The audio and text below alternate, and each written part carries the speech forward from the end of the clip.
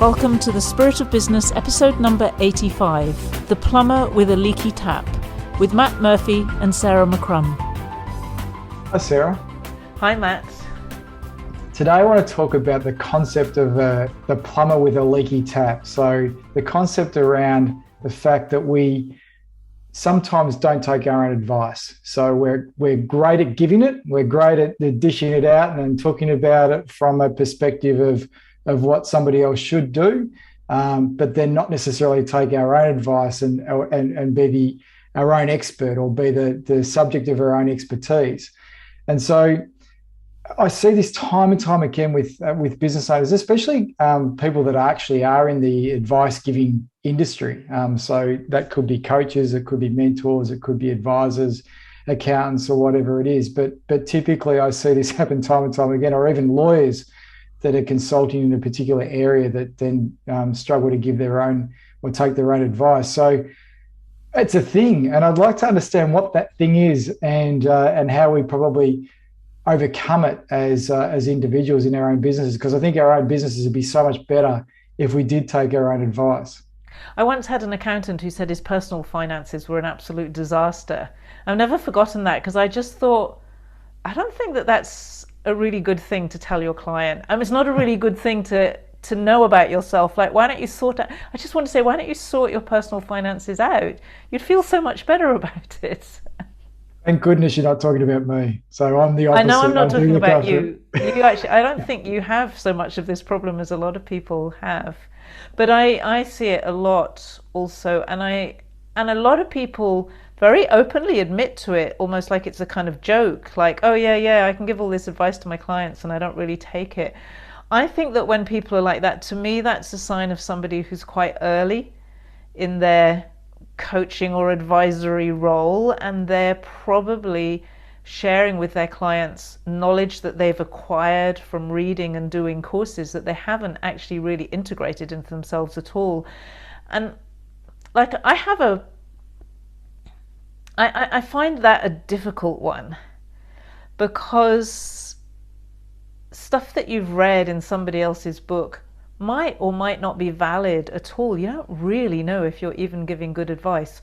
But on the other hand, how do you get started in an advisory type of career if you don't start somewhere?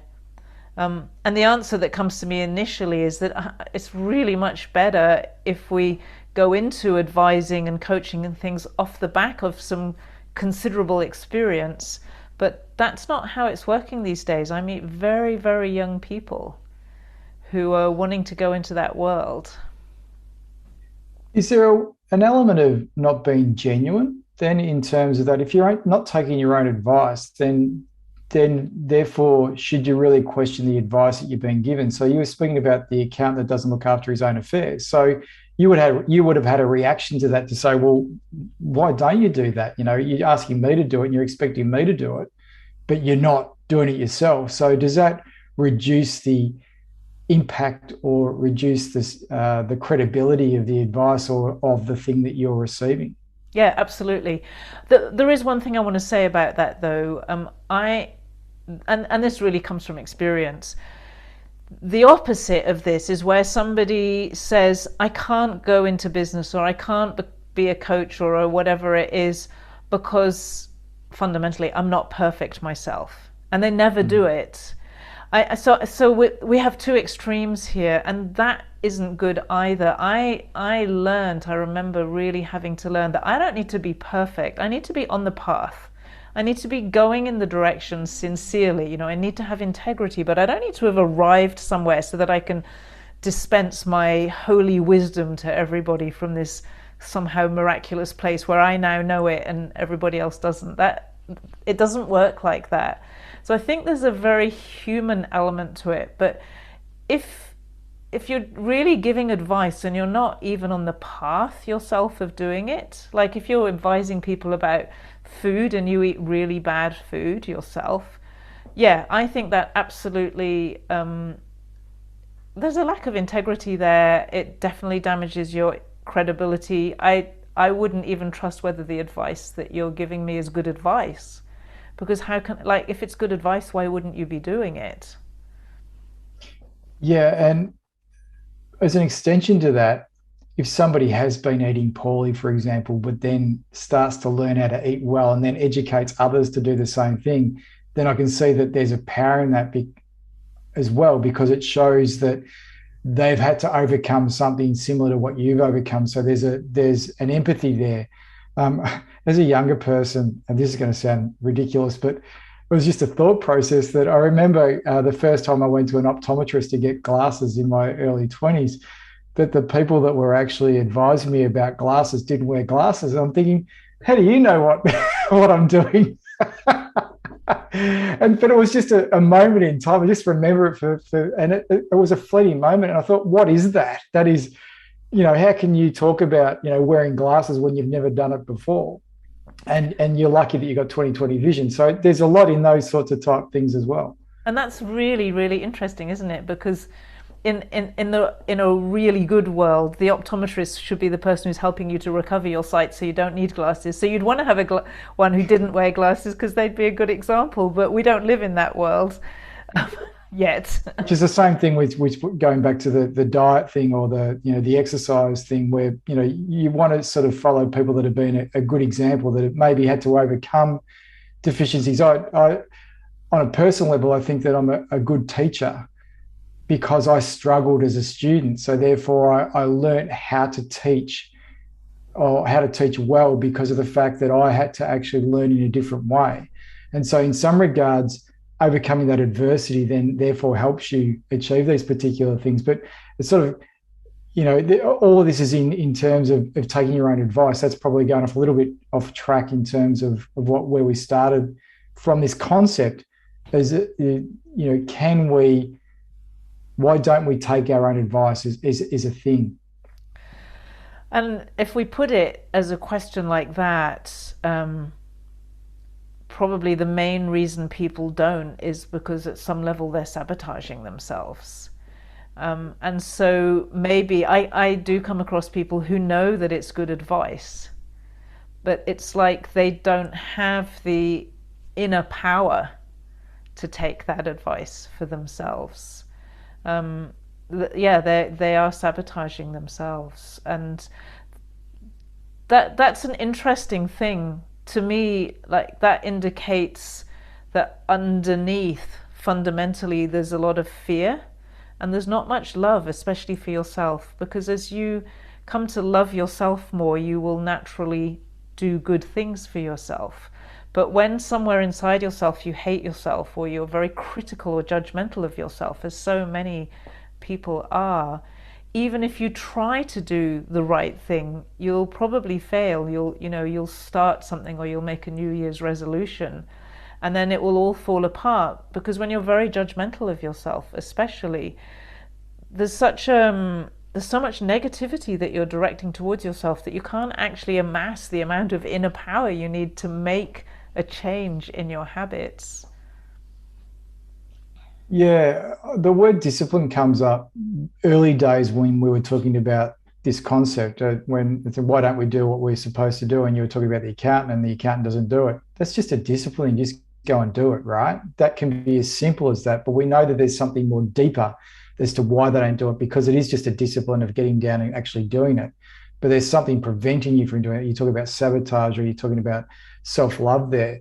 So there's a barrier that's actually stopping us from doing what we know is the right thing to do. And that's what you're talking about there, isn't it? Yeah. You know what I always think of in these kind of contexts is a guy who has a car that he loves. Because when he has a car that he loves, he knows exactly what to do with it. You know what I mean? He knows how to look after it. And when there's something he doesn't know, he'll go and chat with his mates, or he'll go and talk to somebody, or, he'll go online and find something. Like, you watch people who have a car that they love, and they'll do anything for that car. But do we do the same thing for ourselves?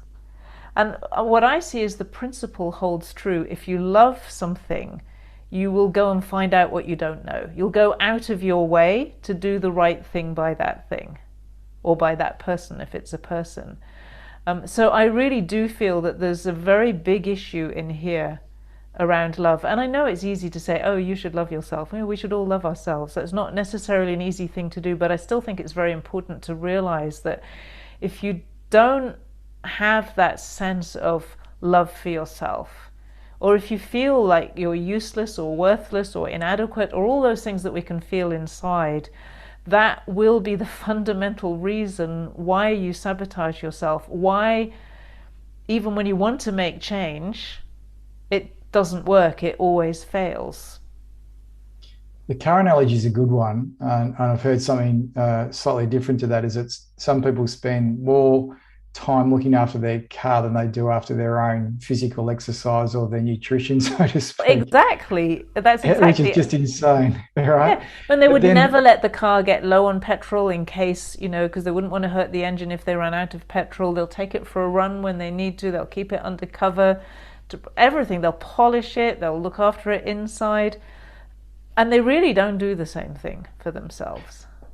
no, they don't. But that resonated what you said about loving yourself as much as you love other things, and I can see why you don't do things for yourself where you do them for other people, which was kind of an extension of what we were talking about last week in the podcast, is that you put other people before yourself because you typically kind of love you sort of want to love other people more than you love yourself, which it's a good once again a good example that we sometimes love other people more than we love ourselves, and that can hold us back from some of these decisions that we're making. Well, yeah, because then again, you sabotage yourself, because if inside yourself you're seeing yourself as a miserable piece of something, you really don't value yourself. Like, why would you be generous towards yourself or give yourself anything?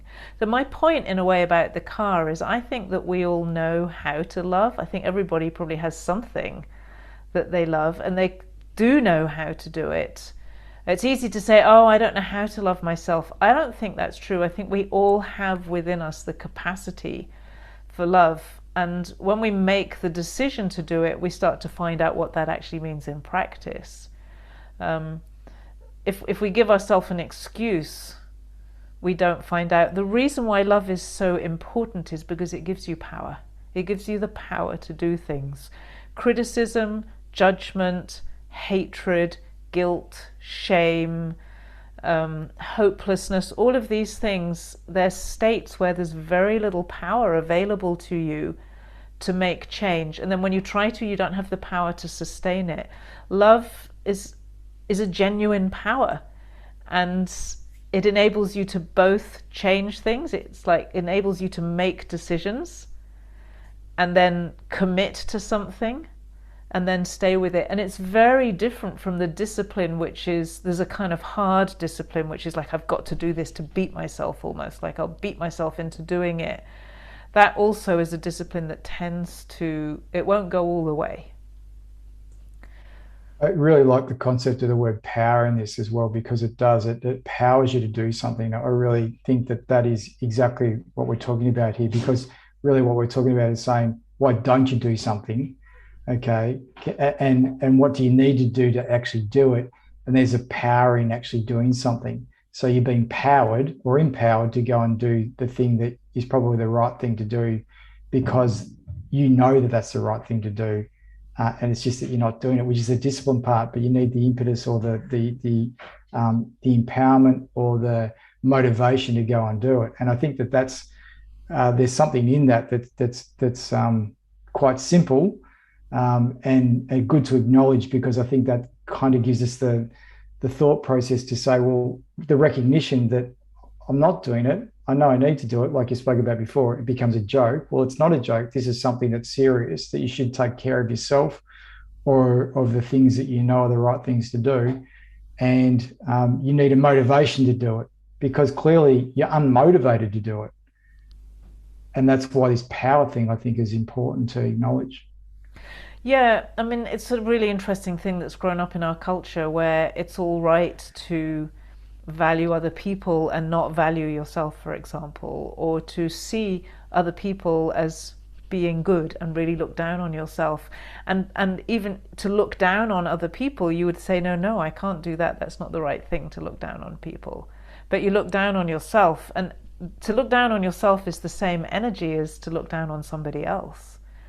So to love yourself is not indulgent or kind of demanding or selfish or any of those things. To not love yourself is actually to share a vibration or an energy of withdrawing, withholding love. So that's actually what you share with other people then. And I think we all know people who withhold love from themselves, and there's a kind of tightness and contraction around them. There isn't a sense of generosity and that kind of more open, loving engagement. It actually makes you tight and contracted, and then everyone feels tight and contracted around you. In the older generation, like probably most of us could point to parents or aunts and uncles or other people of that generation who were perfect examples of what I'm talking about. They were just contracted. I feel like the word martyrdom comes up because we actually become martyrs to, and that can be used as an excuse. Well, I don't have time to do my accounts because I'm doing your accounts, or I don't have time to look after myself because I'm looking after you. And so therefore it's almost used as this badge of honor to say, well, I'm not looking after myself because I'm really doing the right thing by everybody else other than, which is that non-self, like, which is ridiculous and ludicrous. But I see that playing out a lot in this situation. Well, as human beings, we're very good at trying to make a positive justification for our poor behavior, I think. Yeah, absolutely. That's right. And martyrdom is actually very unattractive. It is indeed, but it happens. I see it all day, every day, in life, in And in business, business, especially in yeah, business, absolutely. people do work And it's hard. it's even that I'm the captain of the ship and I must go down with my ship and drown, sort of type principle as well. That's once again this. Some people see that as great leadership because you're leading by example. Other people see that as martyrdom and insane. So it depends on, I suppose, your angle of how you I look think at I it. would see that you just haven't had the imagination to find a better solution. Exactly. But it's good to remind ourselves of these because we probably find that we do them without knowing that we do them. So it's catching yourself when you see you maybe not necessarily taking your own advice, and you know it's the right thing to do, but you go, I just can't do it. And as you say, you'll make up an excuse as to why you don't do it. Okay, and there'll be some great excuse. Yeah, I think this is where really simple things come in, um, like getting enough sleep. If you're tired, it's much more difficult to do the right thing. When you're tired is the time when you can flick through Facebook or eat unconsciously or whatever your thing is. Different people have different things, or just be grumpy with your family. Whereas if you Mm. take care of the simple things, take care of your energy, you're much more likely, you're already taking care of yourself. And the irony of it is you're more capable of taking care of yourself as well because you actually have more energy, you feel better. I think that it's almost impossible to do this kind of thing if you're burning the candle at both ends, if you're really disrespecting the basic needs of your body and of your human life. So I think we have to be very grounded about this part. You need to sleep, you need to drink enough water, you need to eat regularly and have enough, not work all the time. You need variety in your life. If you're not getting those things, it's really hard to consistently have the power to do things that are going to be good for you, whether it's doing your own accounts or whatever. Oh, that old chestnut about sleeping and eating and doing all the right things. It's funny. I watch it, and I watch business owners especially go on the spiral, as we know it to be. That they work too hard. They put in a massive amount of hours, justified for a whole lot of reasons, and it could be for the benefit of other people, the business, or ultimately themselves. But then what happens is that they don't sleep well, and then that starts to mean their diet slips, and then they start to go on this, and it becomes this circulating spiral that then it goes down and down and down. And I see this often, and I've experienced myself, where I know that I'm in this spiral, can see the spiral happening, but still I have to have that real discipline. And I see other people, and I probably pick them up on it as well, the real discipline to break that cycle and break that spiral. We go, no, I am going to go to bed and I am going to get some sleep and I am not going to eat poorly and I'm going to. It's that when you're in that spiral, it's so easy to stay there because you're saying, I haven't got time. I've got to do this. It's for the benefit of other people or it's for the benefit of the business. And you keep going. And that capturing that or catch at that point in time is so important. And I'm watching this around me at the moment because a lot of people are super tired and super fatigued in business, especially in Victoria with COVID being locked down for, the most locked down city in the world. I'm watching the fatigue that's going on, and you can watch it. How many coffees are people having a day?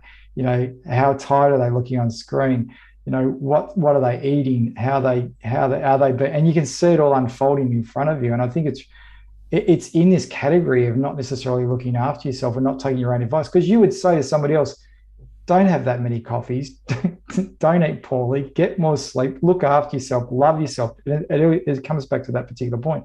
They're not taking care of themselves. And that is such a circuit breaker to say, I'm not taking care of myself. So therefore I must, because if I do, all these other things will be so much better in my life. Yeah, and I think we need to get to know what we need. I remember just a few months ago, I was just starting to stay up till 11 or so, just not doing anything very much. It was kind of like a feeling of just a little bit recovering from the day or whatever. And that's quite late for me. And finally, I just said, okay. And I was getting up a bit later, so I was still getting the hours of sleep, but it's really interesting. It's different. Then I said, okay, I'm going to be in bed by 10, and then I can get up, 5:36 easily. Had lots of sleep. I'm really in a good position. And it's interesting how much difference it makes. I just feel, I'm not going to say so much better, but it's noticeably better.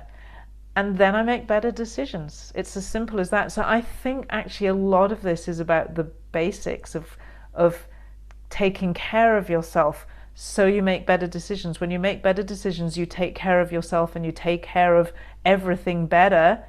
And then it's the spiral the other way It's that has spiral such up. a positive effect. Exactly. And that's what I was thinking about, the fact that it's the reverse spiral. It's a spiral up rather than spiral down, because it becomes a self-fulfilling prophecy that you're actually sleeping better, eating better, making better decisions, which then causes so many more positive outcomes that come from it. And you talk about sleep and those sorts of things, that people wear lack of sleep as a badge of honor. I see this so many times. Oh, I only sleep 4 hours a day, so I'm so much more productive than everybody else. And I know that there is a slightly small percentage of the population that actually can get away with sleeping 4 hours a day and still operate at a very high level.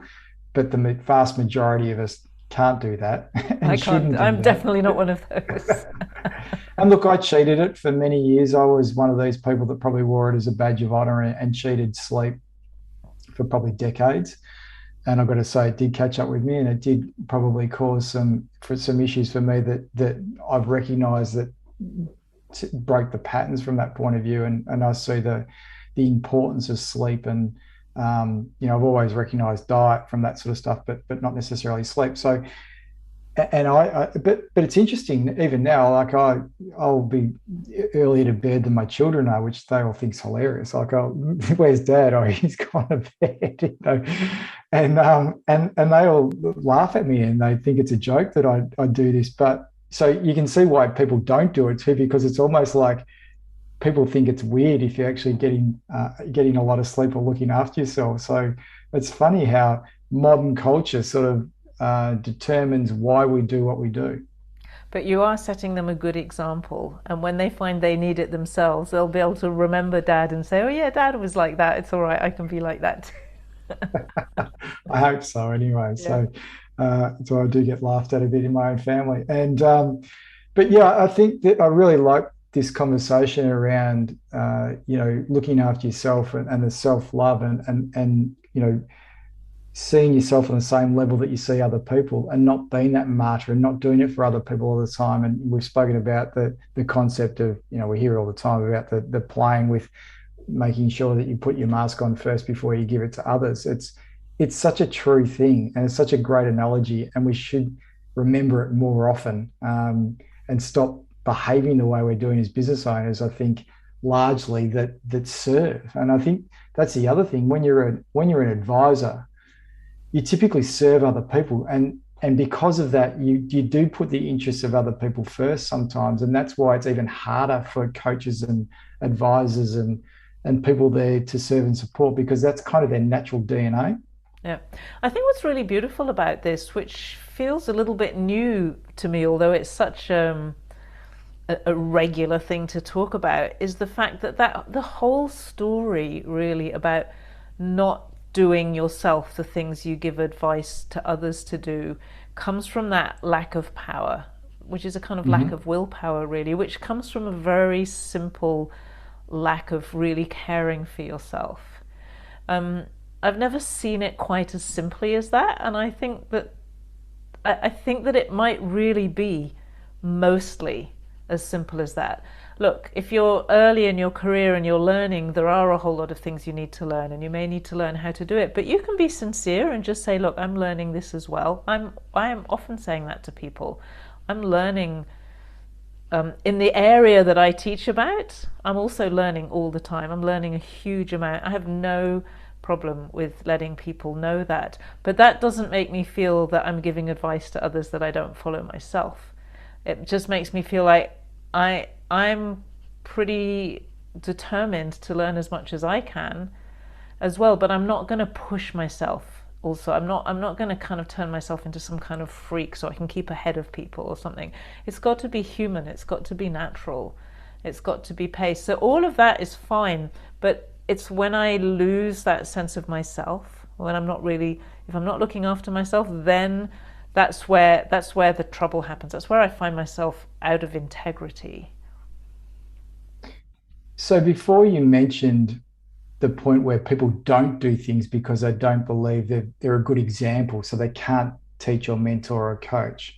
Now, on that point that you just made, then I would always say that I'm a student of business, which means I'm always learning, and I'll continually learn for the rest of my life. So I'll never know everything about business. I know a lot about it, and I know how to go about and solve many, many problems in business. But I'm always constantly learning. So I'm never going to be, I don't think you attained all the knowledge in that particular sphere of knowledge. But then the other part to that is you said before, where people don't do something because they don't feel they're justified in being able to do so, because they don't look after their own backyard first. There's something in that too, I think, that we Oh my should goodness. discuss. I see this so much. I can think in the last few days of at least three people in that category who are waiting. I've talking to somebody who's done a huge amount of personal development and not working, not doing anything, saying, "Yeah, I think people really need some help at the moment." It's like, "But I'm not ready." And I'm sitting there thinking, "You're never going to be ready. You don't wait until you're ready to do something. See that other people are ready for you, and then go and contribute something to the people who are ready for you. Don't look for you to be ready. Look for whether they're ready, and then if they're ready for you, then you're ready." So we judge that readiness. But I see that a lot around coaching, especially. People desperately want to be coaching. They want clients. They love to help people, and then they just feel like, "Yeah, but I haven't got enough results myself. I haven't mastered this enough yet. I can't go and teach people about health because I've still got one health problem that I haven't resolved yet." And I'm looking at it thinking, you might have health problems for the rest of your life, and you accumulate all this knowledge and you never share it. Like, that's actually just selfish. It's making everything about you and not looking at other people and seeing that maybe you have something valuable to share with them. And also putting things not into perspective, because if you're talking about, the health issue, for example, it might be one element, but there's another multitude of other elements that they actually do have good health in and can probably give advice on, or share some knowledge on. So I think perspective comes a long way in that regard too. Yeah, and if you think about the work that you do and the work that I do, almost all of the really good advice we're probably able to give, or just that, standing next to somebody, just help, just being there for them, is because we've been through it ourselves. It's not because we were perfect all the way through. It's because we made just about every mistake we can imagine and found a way to deal with it. So the value comes from being in there. It's like, I don't know, you have to get your hands dirty with all of this. Absolutely, and I talk about the scars that we bear from mistakes that we made, from those sorts of things, and I talk about the ones that I've accumulated myself in terms of the scars that I've got from my own failures of doing things in business and in life, and then also the ones that I learned through other people by being an advisor to their business and their lives and that sort of type of thing. So you end up accumulating a huge amount of wealth of knowledge, of experience, because you've been there with people through the journey. Yeah, that's the enormous privilege about this kind of work. Absolutely. Well, that's, I reckon, a good point to finish on. But I like the fact that we've had this conversation today, especially around looking at as to why don't we take our own advice, and the simplicity of why we don't, which is where we came to, and then also giving ourselves enough confidence and encouragement to do things that we may stop doing because of the fact that we don't feel like we're in a strong enough position to do so. So I like the fact we've had that conversation full circle. Absolutely. Yeah, it's been a really interesting one for me. I feel like I can see it with just like this very simple clarity, which I like. So thank you very much. Thanks, Sam.